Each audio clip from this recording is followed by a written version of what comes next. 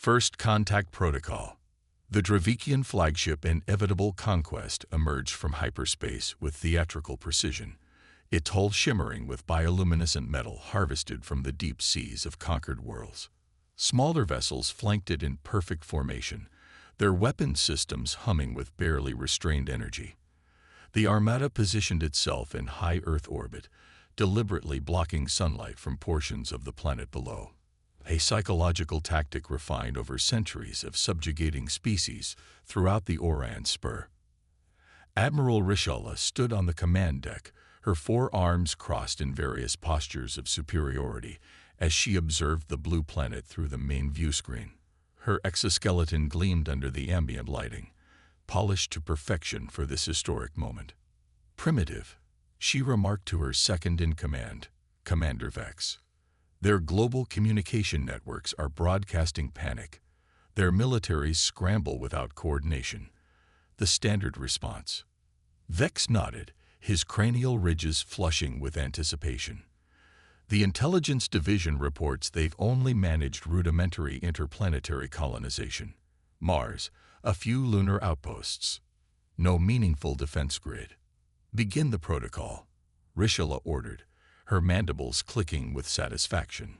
The First Contact Protocol of the Dravikian Empire had been refined across 1,273 planetary conquests. It was elegant in its psychological precision, designed to demonstrate overwhelming technological superiority while offering the veneer of diplomatic opportunity. The outcome was always the same. Submission. Earth's major population centers simultaneously received the same broadcast. Displays in Times Square, holographic projectors in Shanghai, communication terminals in Lagos, all showed the same image. Admiral Rishala, resplendent in ceremonial armor adorned with trophies from a dozen conquered civilizations. People of Earth, her translator conveyed in every major language simultaneously. I am Admiral Rishala of the Dravikian hegemony, rulers of 17 galactic sectors. Your world has been monitored since you first split the atom. Now that you have achieved minimal spacefaring capability, protocol dictates formal incorporation into our domain. She paused, allowing the fear to build. The terms are simple. Your planet will become a protectorate of the hegemony. You will have access to our technologies under supervision. Your resources will be harvested at sustainable rates. Your military capabilities will be limited to planetary defense. Resistance is. The broadcast abruptly cut off. On the command deck, Rishala's compound eyes widened. What happened? She demanded. Unknown. Admiral, responded her communications officer. The signal was interrupted at the source. Impossible. Re-establish. I cannot. There appears to be. The officer hesitated. There appears to be an incoming transmission. From their government. No, Admiral. From somewhere else. The view screen flickered, and instead of returning to the image of a panicked Earth, it showed a woman sitting at what appeared to be a simple desk. She had dark skin, close-cropped silver hair, and wore a plain blue jumpsuit with no insignia or decorations. Behind her was nothing but a white wall. Greetings, Admiral Rishala, the woman said calmly. I'm Dr. Elena Rice, Earth's Chief of Extraterrestrial Affairs. Rishala's exoskeleton stiffened. There was no such title in their intelligence briefings. How did you access our secure communication channel? Rishala demanded. Dr. Rice smiled softly. The same way we've been accessing your databases for the past 70 years. Admiral, your encryption is quite elegant, but fundamentally flawed in its reliance on quantum predictability. Silence fell across the command deck. 70 years ago, the Dravikians had merely placed passive observation satellites at the edge of the solar system. Impossible. Commander Vex hissed. You couldn't have detected those platforms, let alone breached hegemony security. Dr. Rice continued as if she hadn't heard the objection. We've prepared a delegation to discuss terms, not of surrender, but of potential cooperation. Would 3 hours be sufficient for you to prepare? We can come to you, or host you here on Earth. Whichever you prefer. Rishala fought to maintain composure. This was not following protocol. No species had ever responded with such calm confidence when facing the Armada. You misunderstand your situation. Rishala recovered. The hegemony does not negotiate with pre-FTL civilizations. You will. Oh, about that. Dr. Rice interrupted, glancing down at something off-screen. One moment, please. The transmission cut off, replaced by external sensor feeds. The command crew watched in stunned silence as spatial distortions appeared simultaneously at 12 points around their fleet. Where there had been empty space moments before, Earth vessels now existed, sleek obsidian craft with no visible propulsion systems or weapons ports. They teleported. Vex whispered in disbelief. Impossible, Rishala repeated, but with significantly less conviction. The transmission with Dr. Rice resumed. Sorry about that. Just positioning our delegation vessels. As you were saying about our FTL capabilities. For the first time in her 3-century career, Admiral Rishala felt a sensation she had never experienced before. Doubt. How did your ships appear without hyperspatial distortion? She asked. We don't use hyperspace, Rice replied simply. We found it rather inefficient. Our physicists developed dimensional folding about 50 years ago. No need to traverse space when you can simply connect 2 points directly. The implication struck Rishala like a physical blow. If humans could teleport military assets without warning. We'll meet with your delegation, she said finally. On neutral ground. The moon. Dr. Rice nodded. Perfect. We've prepared a facility there. Transmitting coordinates now. 3 hours later, Rishala led a heavily armed contingent to the lunar surface. Their shuttle landed near a dome structure that hadn't been visible from orbit. Inside, they found a surprisingly modest conference room with a round table. Dr. Rice sat waiting, accompanied by 5 other humans of diverse appearance, all wearing the same unadorned blue jumpsuits. Welcome to Luna Conference Alpha, Rice greeted them. Please, be seated. Rishala remained standing. Before we begin, I demand an explanation. Our intelligence suggested Earth was at least a century from achieving quantum fold technology. Your Mars colony still uses chemical rockets. One of the other humans, an older man with East Asian features, chuckled. Yes, we do. We find chemical rockets quite reliable for bulk transport. No need to waste energy on folding massive cargo when time isn't critical. I don't understand, Rishala admitted, her composure cracking further. Admiral, Rice said gently, humanity's approach to technological development has been selective. We realized centuries ago that expansion for its own sake was inefficient. Why colonize 100 worlds when we could perfect life on one? Why build massive war fleets when we could develop defenses that make conflict obsolete? But your visible technology is exactly what we wanted potential visitors to see, completed another human, this one with Nordic features. We learned early in our development that appearing non-threatening has evolutionary advantages. For the first time in the history of the Dravikian hegemony, a first contact protocol meeting ended with the Admiral sitting in stunned silence as the supposedly primitive species explained the terms under which they might consider allowing the hegemony to become their ally. We've prepared some demonstrations, Dr. Rice said, activating a holographic display. Our dimensional engineering, our quantum consciousness network, our Dyson swarm hidden behind Jupiter's magnetic field. As the presentation continued, a single unprecedented thought formed in Rishala's mind. Perhaps it was time for the hegemony to learn some humility. The knowledge exchange. The Grand Council chamber of the Dravikian hegemony had never hosted non-Dravikians before. For 12,000 cycles, the amphitheater with its concentric rings of crystalline platforms had served as the exclusive domain of the Empire's highest authorities. Today, that tradition ended. 5 humans stood at the center of the chamber, surrounded by 200 of the most powerful Dravikians in the galaxy. Above them, the transparent dome revealed the swirling nebula that had birthed their civilization, its cosmic gases tinted purple and gold. colors that had become synonymous with Dravikian dominance. Supreme Hierarch Kraz, oldest and most decorated of all Dravikians, leaned forward on his elevated platform. His exoskeleton had long ago faded from the vibrant blue of youth to the pale gray of extreme age, but his compound eyes remained sharp and calculating. Admiral Rishalla's report is disturbing, he began, voice rasping through his translator.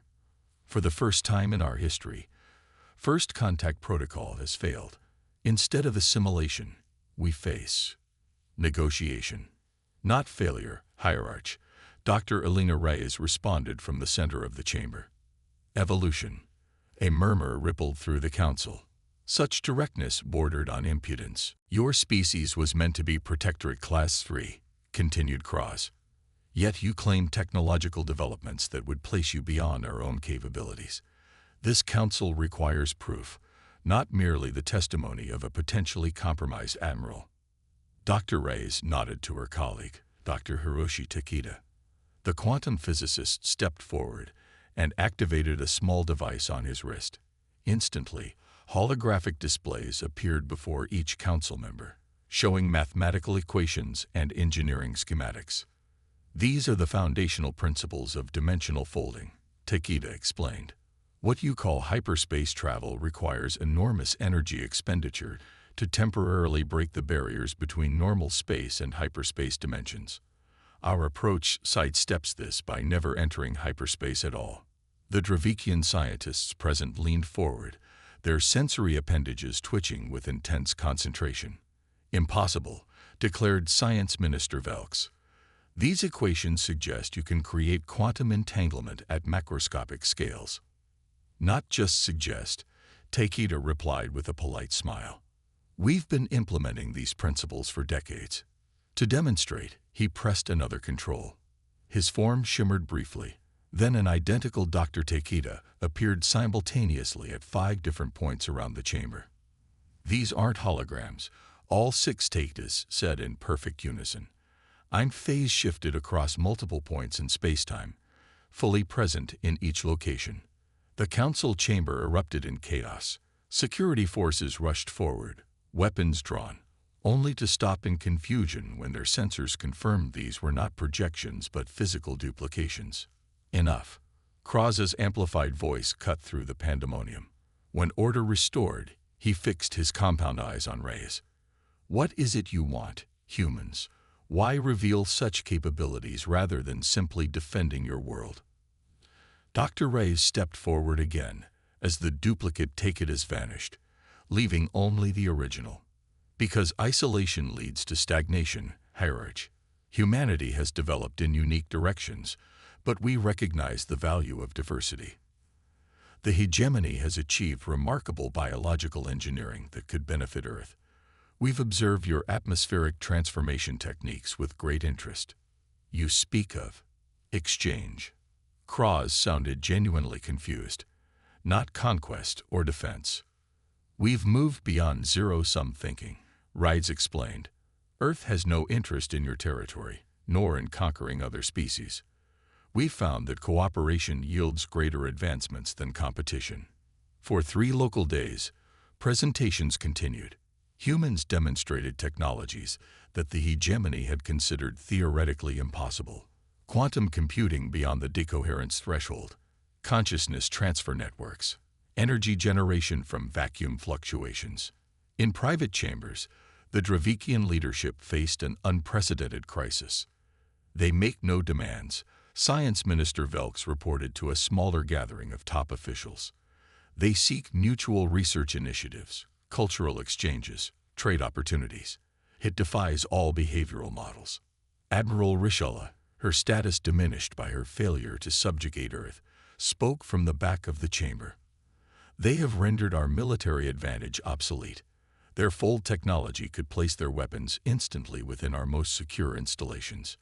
Yet they haven't, noted Ambassador Threll, the hegemony's most experienced diplomat. In fact, they shared defensive applications that could revolutionize our security protocols without increasing our offensive capabilities. Supreme Hierarch Kraz's exoskeleton creaked as he shifted uncomfortably. The human approach contradicts 12 millennia of hegemony doctrine. We expanded through strength. They advanced through cooperation. There's another consideration, added Intelligence Director Mox, who had remained silent until now. The data they shared has been analyzed for deception. We believe it's genuine, but intentionally incomplete. They're revealing enough to demonstrate superiority without exposing their full capabilities. As we would in their position, Rishala acknowledged. No, Mox corrected. We would reveal nothing and simply conquer. Their approach is foreign to our strategic doctrines. Meanwhile, in the private quarters assigned to the human delegation, a different conversation unfolded. They're adapting faster than anticipated, noted Dr. Amara Singh, Earth's leading xenoanthropologist. I expected more resistance to paradigm shifts. Survival instinct, Rides replied, reviewing data on her tablet. The Dravikians didn't build an empire by being inflexible. They recognize genuine advantage when they see it. Our monitoring systems have detected increased activity in their military installations, reported Commander Jackson, their security liaison. They're analyzing everything we've shown them, looking for weaknesses. Of course they are, Rice said calmly. We'd do the same. That's why we only brought Phase 1 technologies. Takeda looked up from his own analysis. The quantum signature scans detected active dimensional probes during my demonstration. They're trying to reverse engineer the fold principles. Let them try, Rice said with a slight smile. They're missing the underlying consciousness component. Without understanding how observer effect integrates with the quantum field manipulation, they'll never replicate it successfully. And if they attempt something more direct? Asked Singh. Rice's expression grew serious. Then they'll discover why humanity never needed a large military. Our defensive systems remain activate and on standby. But I don't think it will come to that. The hierarchy is pragmatic. They've conquered because it was efficient. We're offering them a more efficient alternative. Unknown to the humans, deep within the hegemony's military headquarters, a splinter faction had formed. General Krax, whose lineage had commanded conquest fleets for 12 generations, could not accept the new reality. This human cooperation undermines everything the hegemony stands for, he told his loyal commanders. They've bewitched the hierarchy with promises of technology, but their true goal must be our eventual subjugation. The humans have shown no aggression, one junior officer objected. Precisely. Krax's mandibles clicked with agitation. No species achieves advancement without aggression. Their pacifism is a deception. We must secure their technology, and then eliminate the threat. As diplomatic discussions continued in the council chamber, Krax's operatives infiltrated the human delegation's ship. Their mission: extract the dimensional fold technology and assassinate the delegates. The hegemony would then claim tragic accident while reverse engineering humanity's advancements. What they couldn't know was that humanity had anticipated this exact scenario, because they understood the patterns of empire better than the Dravikians themselves. A new galactic order. General Krax watched the live feed from his operatives with grim satisfaction. The elite infiltration team had successfully bypassed the surprisingly minimal security on the human vessel. Now they moved through its corridors, heading toward the engineering section where the fold drive must be located. Too easy, muttered Commander Zex beside him. These humans truly are naive. Or arrogant, Krax responded. Either serves our purpose. On screen, the infiltration team reached a sealed door marked with human symbols. The team's technical specialist attached a universal decoder to the control panel, and within moments, the door slid open. Inside was nothing. An empty room with bare walls. There must be concealed compartments, the team leader reported through the comlink. Scanning now. The scanner showed nothing. No hidden chambers, no technological components, no energy signatures. The room was genuinely empty. Check the other sections, Krax ordered, mandibles clicking with irritation. One by one, the team investigated every compartment of the vessel. The results were the same throughout. The ship contained crew quarters, a small medical bay, a modest conference room, and numerous empty chambers. No engines, no weapons systems, no fold drive. "This makes no sense," Zex hissed. "How did they travel here? Where is their technology?"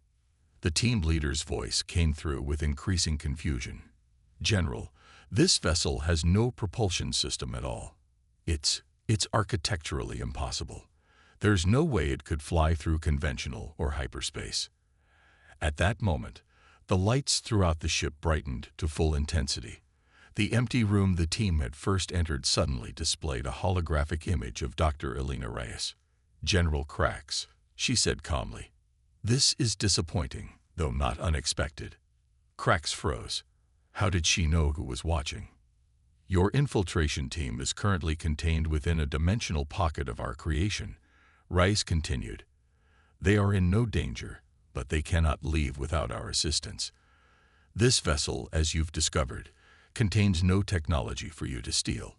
It is merely a dimensional fold endpoint, a doorway, if you will, between your world and Earth." On the screen, the team members frantically tried to exit the way they had entered, only to find the corridors now formed a loop, returning them to the same central chamber regardless of which direction they took. "What is this sorcery?" Krax demanded, forgetting momentarily that this was a one-way communication. "This isn't a punitive measure," Rice continued as if she had heard him. "Merely a demonstration. Had we wished you harm, your operatives would have been folded into a microscopic dimension upon entry. Instead, we invite you to join the broader diplomatic discussion. Your operatives will be released unharmed once we conclude our current council session." The transmission ended, leaving Krax and Zex staring at each other in stunned silence. Meanwhile, in the Grand Council chamber, Supreme Hierarch Cross was facing the human delegation with newfound apprehension. "You were aware of the infiltration attempt?" he asked. "Of course," Rice replied. "Just as we're aware of the 3 battlecruisers currently positioning themselves to target this chamber and the quantum decryption attempt being made against our communication systems." Murmurs of alarm spread through the council. "These actions weren't authorized," Cross insisted, his aged exoskeleton creaking as he shifted uncomfortably. "We know," Rice said simply. "Your civilization is not monolithic. Neither is ours. There are always those who fear change and seek security in familiar patterns, even destructive ones."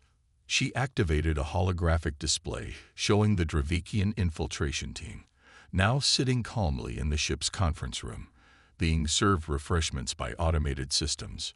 "Your operatives will be returned safely," she assured Cross, "and the battlecruisers have been temporarily immobilized through targeted disruption of their hyperspace initiators. No permanent damage has been done." Science Minister Velks leaned forward. "You could have destroyed them. Why didn't you?" Dr. Takeda answered this time. "Because that's not who we are. Humanity's path to the stars was fraught with our own mistakes. We nearly destroyed ourselves multiple times before we understood that cooperation yields greater advancement than conflict." "What exactly are you proposing?" Ambassador Threll asked, cutting to the diplomatic heart of the matter. Dr. Reyes nodded to her colleague, Dr. Singh, who stepped forward with a new holographic display. It showed a network of interconnected nodes spanning a 3-dimensional representation of the galaxy. "We call this the collaborative network," Singh explained. "Each node represents a civilization or species. Rather than conquest or subjugation, we propose mutual advancement through specialization and exchange." "The hegemony already controls trade throughout its territories," objected Economic Minister Jorel. "Control is inefficient," Singh countered. "When species are allowed to develop according to their natural inclinations and strengths, the collective advancement accelerates exponentially. The Dravikians excel at biological engineering and ecosystem management.